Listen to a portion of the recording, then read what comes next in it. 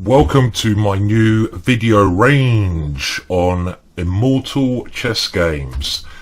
Now, if you've seen the Highlander, we're going to be, there is only one, and that's what we're going to look at here. We're going to look at games which have gone down in history for some reason of being astonishing, immortal, that are going to live forever in the hearts of us romantic chess players. So the first game we're going to kick off with is the most famous Immortal game of all time. It's a game between Adolf Anderssen and Lionel Bagration, and this game was a beautiful game which maybe some of you are aware of, but it's maybe one of the most, if not the most famous chess game in the history of chess and the 64 squares we see in front of us. So let's dive in with the action.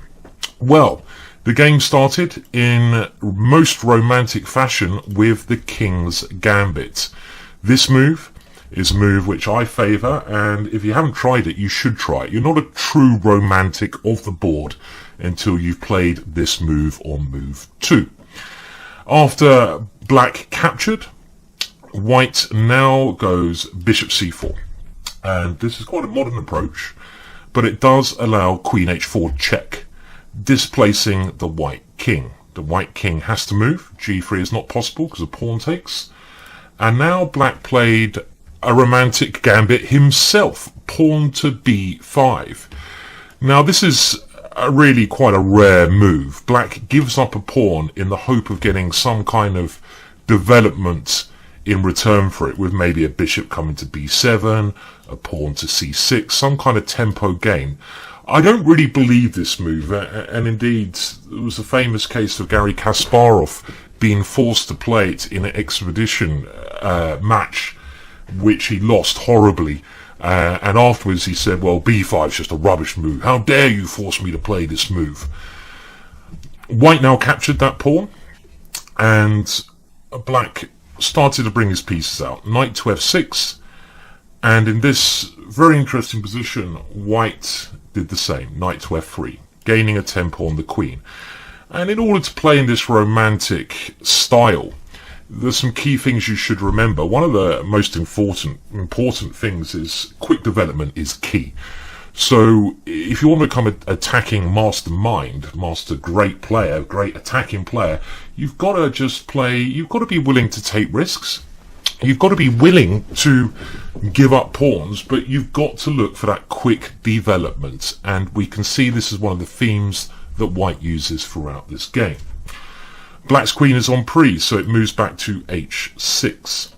And here I would probably have played a move like knight to c3. I think that's a good move. d3 maybe is not the most accurate, but white wants to get his bishop into the game, trying to, in some positions, take on f4 quickly. Knight to h5, and now it gets very exciting. Black brings his knight to h5 with possibilities of coming into g3 with a check. I'm not sure about this move. I think black should have maybe started to bring his pieces out. Moving the same piece twice in the opening can be a big error. White now played knight to h4. Again, I'm not sure about this move.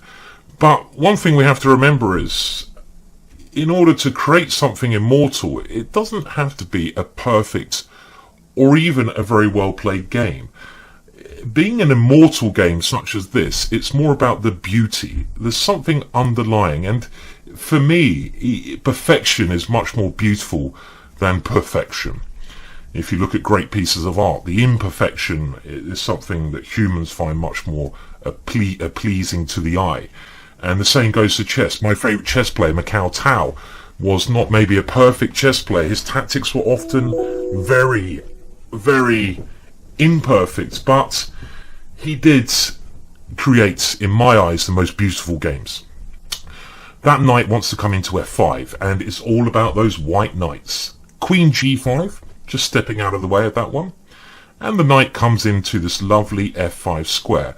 Now around here, black should have, of course, played g6. This is a normal idea. When someone moves a piece into your own half of the board, try to give it a kick. Black kicked the wrong piece with c6, and now very interesting move, g4. That pawn could not be taken on pass-on because of the pin on the pawn.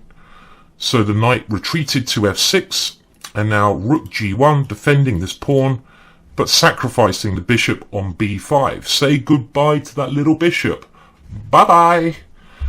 But in order to create pieces of art, you have to be brave. Who dares wins. And White's idea was now to play h4 and h5, gaining time to try and harass the black queen. The queen now comes back to g5, and queen to f3 is White's idea, bringing another piece slowly into the game, threatening bishop to f4, trapping the queen, and in some cases allowing pawn to e5 when the queen can gain a very good diagonal. The knight retreats, one of the only ways to give the black queen some squares it can escape to. White brings out his bishop. Clearly White has good compensation for the piece with a very nice bishop and a very nice knight, and black's pieces are very badly placed. Queen to f6. White brings out another piece. Watch the rapid development. Knight to c3, aiming to come into d5. Bishop c5, and now around here, probably d4 would have been the correct move, but who can resist the next idea? Knight d5. Another piece flies in with ideas of attacking the queen, with ideas of coming to c7. Queen takes b2. And here we see something quite magical.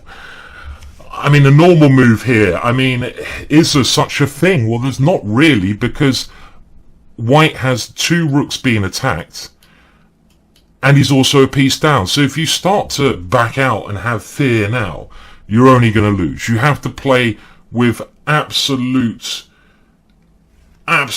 should we say, absolute no fear. You have to play absolutely caveman style without any sweat dripping down your brow. You have to keep going forwards. And White indeed does that. Bishop to d6, trying to throw another piece around the black king. Now there are two knights, two beautifully placed knights, and a bishop attacking. Here, black goes wrong. He should have played queen takes a1, and after king e2, not queen takes rook, because that would have really gone to disaster here. Well, hopefully you can see the checkmate. Knight takes g7. King d8, only move. Bishop c7, checkmate. Very nice. Look at the three pieces. 3 is often the magic number when trying to attack. But instead, black should have brought the queen back to b2, defending g7, attacking c2. In the game, black got a bit greedy. He played bishop takes g1. And now e5, another fantastic move. This has two main goals. It stops the queen from defending g7, and it opens up the white queen. Black thought, I'm just going to take everything. Thank you. Queen takes a1. Munch, munch, munch. There goes another rook. But by this stage of the game, White does not give a damn. He's so many pieces down, he's got to go for mate. King e2. And now, even though black is a rook and, well, two rooks and a piece up, he doesn't really have any good way to stop White's threats. There are threats on knight c7. There's threats on knight g7. There's threats to the queen coming in. He tries knight to a6, stopping one threat, but not stopping knight takes g7 check. And after king d8, it's too late for black. White now has an amazing way to finish the game, and coining this game the Immortal, and it's the Immortal game, and it really is coined for good reason. After queen to f6 check, the queen flings itself into the enemy territory. There's only one option, knight takes f6. White only has 3 very brave troopers left against every single black piece. White hasn't taken one of black's pieces, but bishop e7 delivers checkmate. And what a beautiful position this final position is. The first and maybe the most important of our Immortal games in this new series I'm doing. Games that you should know, games that should bring a piece of joy to your heart if you're a chess player, games that have been immortalized throughout the chess ages. I mean, for me, I dream of playing one game like this in my life, and I call it, as well as a mortal game, a tombstone game, a game. This position, if I had this position against any player in my life, I want it on my tombstone. It's something to, remember my antics at the chessboard out. But anyway, beautifully done by Anderson, and we're going to have a look at 4 more cases in this Immortal range next. Hope you enjoyed that one. More to come.